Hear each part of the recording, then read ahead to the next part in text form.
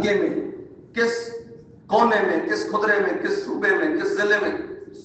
کس تحصیل کے اندر، کس تھانے کے اندر ظالم مسلط نہیں ہے؟ ہاں جی مجھے بتائیں نیچے سے لے کر اوپر تک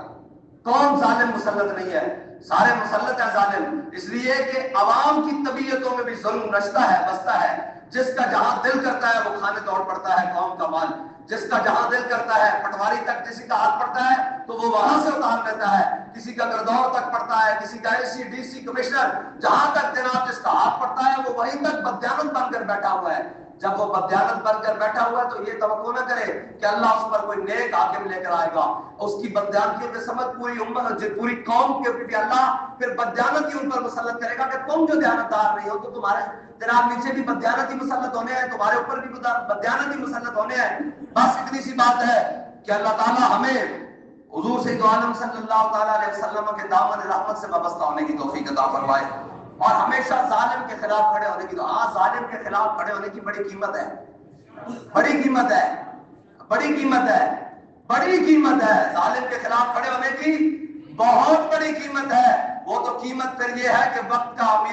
کے امیر المجاہدین ہو، وقت کا شیخ الحدیث ہو، وقت کا حافظ قرآن ہو، وقت کا مفسر قرآن ہو، وقت کا عالم ہو، زاہد ہو، عابد ہو، صالح ہو، مصلح ہو، شیخ ہو، سارا کچھ ہو، لیکن جب ظالم کے خلاف کھڑے ہوئے تو بابا جی کہتے تھے لوگوں نے امام حسین کو نہیں دیکھا، خادم حسین کو کون دیکھے گا؟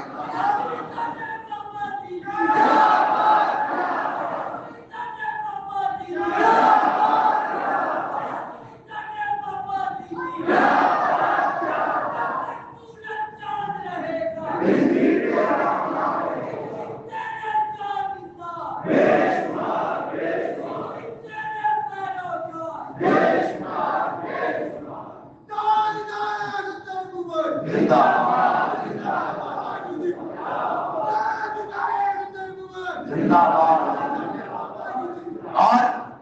اقبال کہتا ہے یہ ظاہران حریم مغرب ہزار بنے رہبر ہمارے،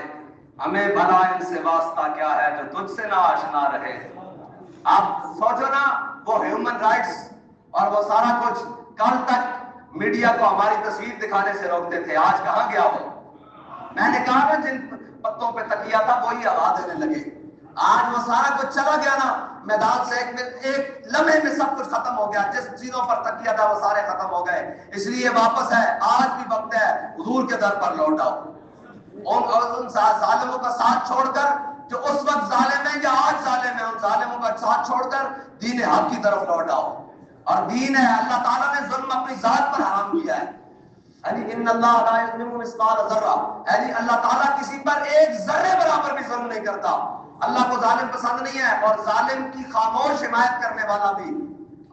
ظالم کے ظلم پر خاموش رہنے والا بھی ظالم کا حمایتی ہوتا ہے۔ اس لیے ہم سارے زخم کھانے کے باوجود ظالم کے خلاف بولتے ہیں اور آج بھی بولتے ہیں، اور انشاءاللہ جب تک جان میں جان ہے انشاءاللہ ظلم کے خلاف رہیں گے۔ یہ نہیں ہو سکتا کہ وہ ظلم ہم پر ہو تو ہم ناراض ہو اور کسی اور پر ہو تو ہم خوش ہو، ہم خوش نہیں ہیں، لیکن آپ کو تنبیہ کرتے ہیں کہ یہ ظلم، یہ ساری زیادتیوں کے دروازے آپ نے کھولے تھے، آج بھی موقع ہے حضور کے ان غلاموں کی قبروں پر جا کر توبہ کرو، اور ایک حضور کے عاشق کی قبر پر جا کر توبہ کرو کہ بابا آپ کی دعا کا ایک ایک حرف پورا ہو رہا ہے، آج بھی موقع ہے، آ کر معافی مانگو اور حضور کے در پر واپس آ جاؤ۔ مل سکتی ہے معافی، کیوں نہیں مل سکتی؟ حضرت اکرمہ ہے، حضور نے فرمایا جا اکرمہ مومن و مہاجرن، فرمایا اکرمہ مومن اور مہاجر بن کے آیا ہے، اس کے سامنے اس کے باپ کو کچھ نہیں کہنا۔ تو مل سکتا ہے وہاں۔ تو جناب میرے آقا مولا نے جب غزوہ حنین کے بعد جب مال غنیمت تقسیم کیا اور امام الانبیاء صلی اللہ تعالیٰ علیہ وسلم نے حضرت جناب کعب بن زہیر کو ایک پوری وادی بھر کے بکریوں کی تھی، ہے جی، وہ سارے تھے وہ جو اسلام کے خلاف، لیکن آ گئے حضور کے در پر، اور صفوان بن امیہ، یہ کون ہے بھلا؟ امیہ ابن خلف کا بیٹا، اور جب آئے نا امام الانبیاء صلی اللہ تعالیٰ علیہ وسلم نے اتنا مال دیا، اتنا مال دیا، اتنا مال دیا کہ وہ اٹھا بھی نہ سکے، اور ایک اونٹوں کی بھری ہوئی وادی، ایک بکریوں کی بھری ہوئی وادی حضور نے ان کو عطا فرمائی۔ اور پھر حضرت عباس رضی اللہ تعالیٰ عنہ کہتے ہیں کہ امام الانبیاء صلی اللہ تعالیٰ علیہ وسلم نے مجھے اتنا سونا اور چاندی دیا کہ میں اس کو اٹھا بھی نہ سکا۔ پھر اسی موقع پر تو انصار صحابہ نے کہا کہ یہ بعد میں آئے ہیں، انہیں حضور نے مال غنیمت دے دیا ہے. اسلام کے لیے قربانیاں تو ہم نے دی ہیں. یہ میں قربانی دینے والوں سے بھی کہتا ہوں کہ جناب جب قربانیاں دی جاتی ہیں تو وہ اللہ اور اس کے رسول کے لیے دی جاتی ہے، وہ کسی جناب لالچ کے نہیں دی جاتی. حضور نے اسی لیے بعد میں آنے والے کو دیا کہ یار ان کی نظر میں یہ چیزیں معنی رکھتی ہیں تو انہیں اس کے ذریعے اسلام کے قریب کیا جائے، اس کے ذریعے اسلام کے قریب کیا جائے. وہ انصار صحابہ نے، ان کے نوجوانوں نے کہا کہ جب اسلام کو جناب مال دینے کی باری آئی تو ہم نے دیا، جب جناب بچے دینے کی باری آئی ہم نے دیے، جب جناب گھر دینے کی باری آئی، باغات دینے کی باری آئی، سارا کچھ ہم نے کیا. آج مال غنیمت کی باری آئی، قبیلہ حوازن سے جنگ ہوئی ہے اور سارا کچھ ان کا آ گیا، ان کے جناب کنووں کی چرخیاں تک مال غنیمت میں آ گئی ہے. آج جب مال غنیمت کی باری آئی ہے تو مال غنیمت نئے آنے والے مسلمانوں کو مل گیا تو امام دور و نزدیک کے سننے والے وہ کان لالے کرامت پہ.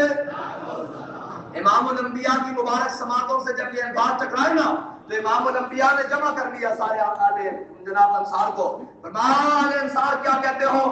اور انصاریوں کیا کہتے ہو کہ جناب یہ جب گھروں میں جائیں گے تو ان سے پوچھا جائے گا کیا لائے ہو. کوئی کہے گا میں سونا لایا، چاندی لایا، کپڑا لایا، کوئی کہے گا میں مال غنیمت میں فلاں تلوار لایا، بھالے لایا، کوئی کہے گا اونٹ لایا، بکریاں لایا، گھوڑے لایا. تو جب تم اپنے گھروں کو لوٹ کے جانا نا تو تمہارے گھروں والے پوچھے کیا لے کے آئے ہو تو ان سے جا کر کہنا ہم اللہ کا حبیب لے کر آئے.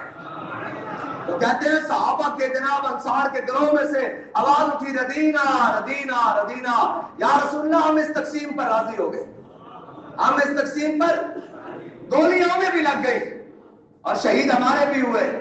ٹھیک ہے جی، وہاں بھی زخمی ہوئے، دنیا سے گئے ہمارے بھی اور زخمی آج تک موجود ہے، لیکن اللہ کی اس تقسیم پر راضی ہیں. ہمیں حضور کے نام پر لگی، انہیں اپنے قائد اور لیڈر کے نام پر لگی. وآخر دعوانا الحمدللہ.